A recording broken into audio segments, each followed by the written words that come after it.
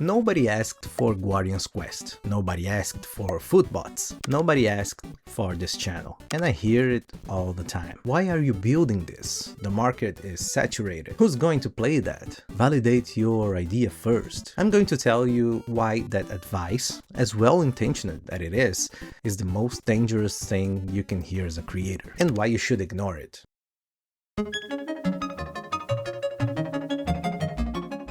If you spend 5 minutes in any game development community, you'll hear the same advice, over and over. You should validate your idea first, research the market, find your niche, make sure people actually want what you're building before you start building it. And look, I understand where it comes from. People are trying to protect you from wasting your time, from spending months on something that nobody will play, from the heartbreak of shipping into silence. The logic sounds airtight. Don't build something nobody asked for. But here's the problem with that logic. It assumes the only value of making something is the result, the launch, the downloads, the revenue. And if you think that way, you're going to miss the most important part of the entire process. In every game you ever played, you don't start at max level. You start at 0, you grind, you fail, you learn the mechanics, you die 100 times before you beat the first boss. And every single one of those failures give you something, experience points, XP. Real life works exactly the same way, except most people skip the grind and wonder why they can't beat the boss. Every game you build that nobody plays teaches you something: how to structure a project, how to manage scope, how to ship, how to handle feedback, how to deal with failure, how to get back up and start again. That's XP, and you can't buy it, you can't skip it, and you can't get it by reading about it. You get it by doing. I have a folder on my computer full of projects that never shipped, games I started and abandoned, ideas that went nowhere, and every single one of them made me better at what I do now. Guardian's Quest exists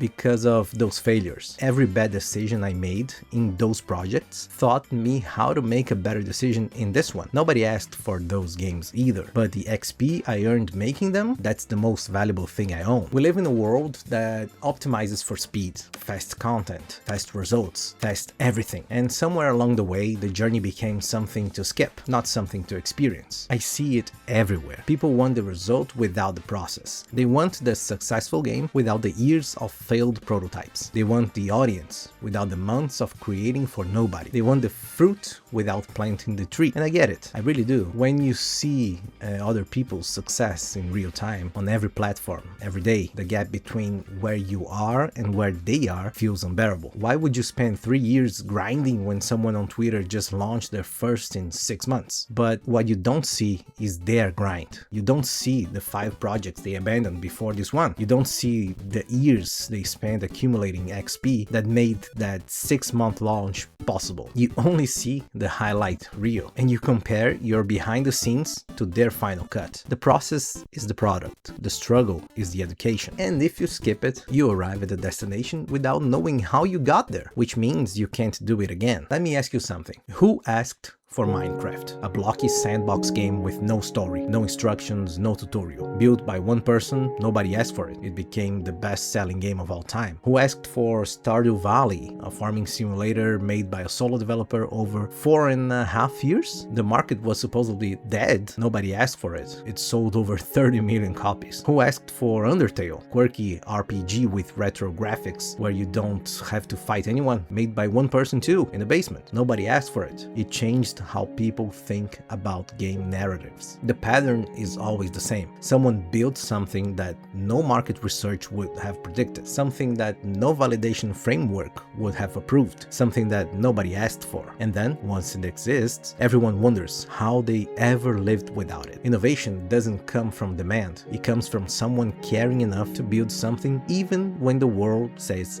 don't bother. Nobody asked for Guardian's Quest, a mobile creature game made by one person who isn't even a programmer by trade. Who would want that? Nobody asked for Footbots, a robot football management game built in 2 weeks. Sounds like a joke. Nobody asked for this YouTube channel, another indie dev making devlogs. There are thousands. And yet, here I am, 2 games in development, a channel that's growing, a community that's forming. None of it was requested. All of it was built because I chose to build it. Am I where I want to be? No, not even close. But I'm further than I was 6 months ago. And 6 months ago, I was further than the year before. The XP is accumulating, the levels are going up. And the only way that happens is by making things that nobody asked for and learning from every single one of them. If you're working on something right now that nobody asked for, keep going. Seriously, the world doesn't know it needs your thing yet. That's not a reason to stop. That's the reason it matters. Tell me what you're building in the comments, in the Discord, whatever. I want to know, because the people who build things nobody asked for are the only people who ever change anything. Subscribe if you're following the journey. Patreon if you want to be part of it. This is Unnin Games. Let's build.